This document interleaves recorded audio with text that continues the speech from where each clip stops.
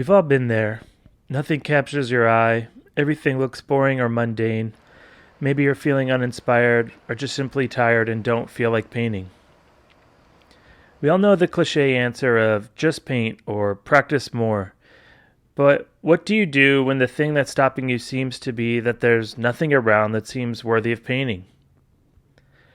Last month, I did the Strata Easel Challenge, painting from life every day, and of course, doing Inktober this month, I faced the daily issue of what should I paint?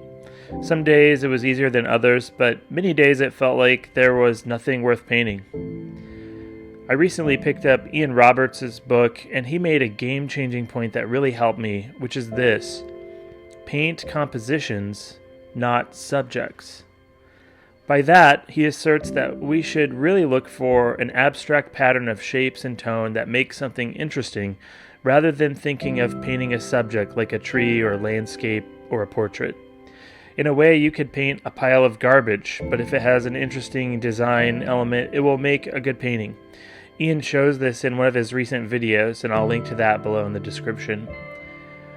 What works about this mindset change is that instead of being dependent on great weather conditions or lighting or beautiful scenery, you can depend on your own ability to turn whatever is in front of you into an interesting composition. By releasing yourself of the idea that you have to paint a beautiful picture of something, you can be free to paint a beautiful composition of anything. Remember, as artists, what we paint makes a statement about the world we live in. Yes, we can paint a landscape and barns and traditional scenes, but what you paint, something mundane or an everyday object of whatever's in front of you, you serve a two-point purpose: to remind the world that there is beauty in our everyday, but maybe even more importantly, to remind yourself that the objects in our life are beautiful and evocative if only we see it that way.